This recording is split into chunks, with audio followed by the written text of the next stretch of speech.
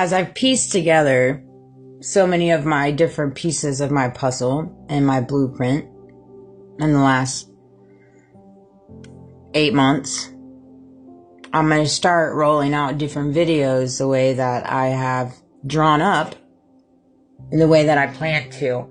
When it comes to my podcast, I have so many blockages. And again, I know people say, you know, the blockages are only there if you allow them to be there and this and that. Yeah, I agree. I have full control of my energy, my reality, what's around me, right? But I have very lack of control when it comes to the gang stalking and the cyber attacking and the ability to work on my devices. And you can just look at the interview I did with Tay.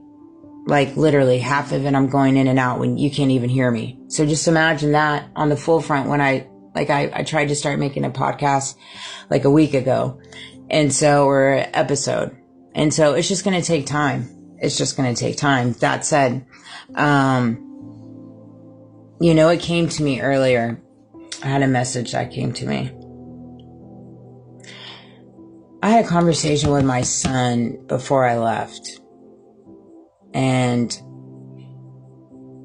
we were talking, actually in the last 24 hours, we've talked a lot about trust. And I'm at a place in my life where I only trust myself and God. I don't trust anybody outside of that. Straight up. I trust myself and I trust God. I don't waver on my own inner knowing, my inner understanding, my intuition, my discernment, my wisdom, my knowledge. I don't waver on that. I trust it. All right. And I trust God wholeheartedly, explicitly, with everything. Right. I know God has control of everything that surrounds me and everything that's within me. Right. And so because of that, I move accordingly. I talk accordingly. Right. And I feel that a lot of the times we get let down because we put our trust into people, places, and things, and it just doesn't work out that way. You get let down. And that was a hard healing venture that I had to go through. I put my trust in a lot of people and I got let down very, very harshly, to say the least. Right? But then it helped me realize that you don't need to trust anybody outside of yourself. You need to trust yourself.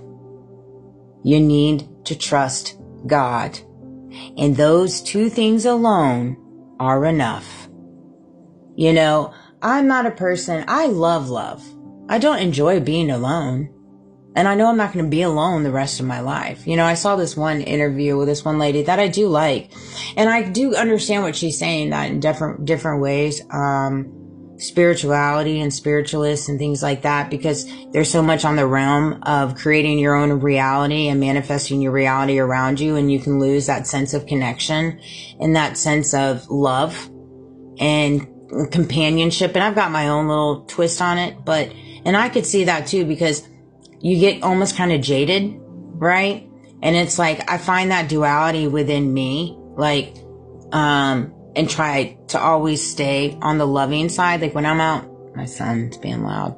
When I'm out and about in public, like I'm always trying to stir up conversations, make connections, things like that. But given the circumstances that I'm in, like, I mean, it goes without saying, deception follows me. Untrustworthy people follow me. Bots follow me. Paid people follow me. I'm not unaware of that. I've got it within my family. Right?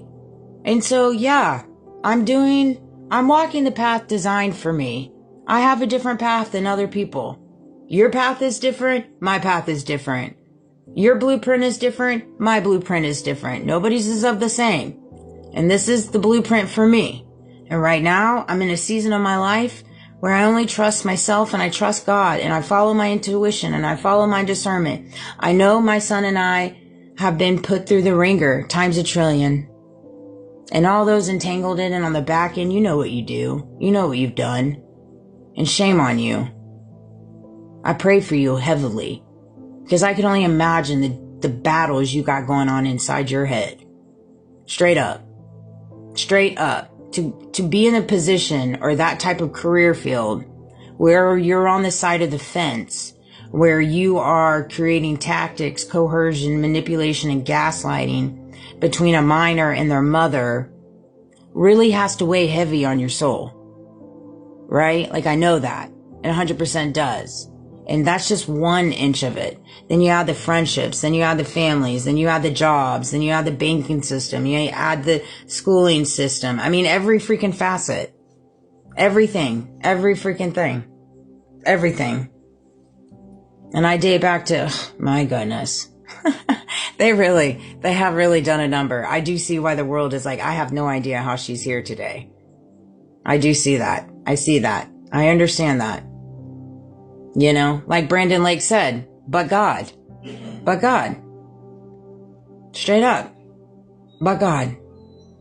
And you'll never take away my connection that I have with God. That's not something you'll ever get. You can put me through the ringer. You can exploit me. You can monetize me.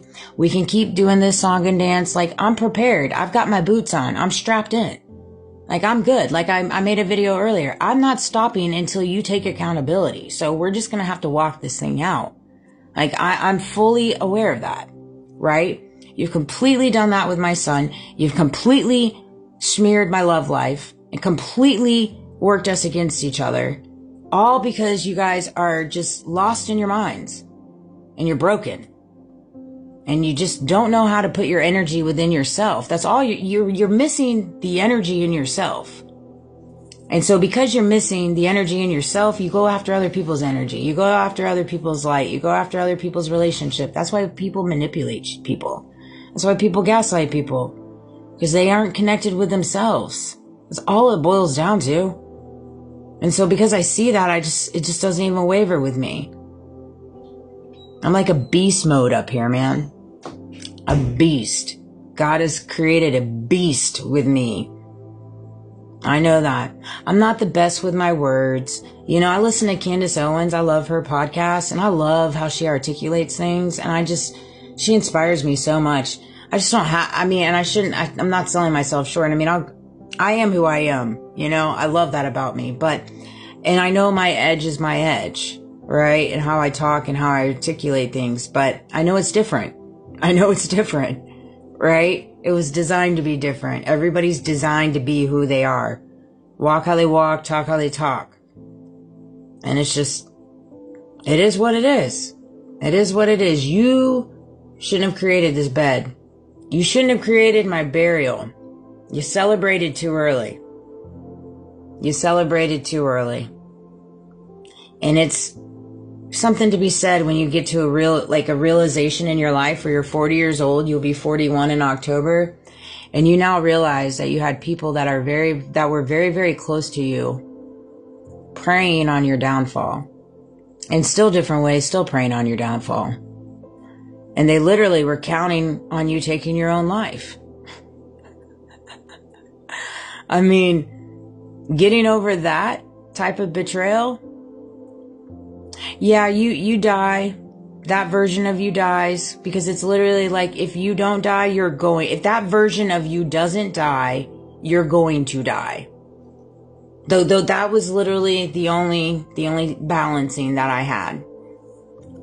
If that version of me did not die, then I was going to die. And so it died. And God, Source, the Most High, the Divine, rebirthed me into who I am today and who I'm growing to be. And every single thing that I have been through in my entire life is all a part of my rebirthing.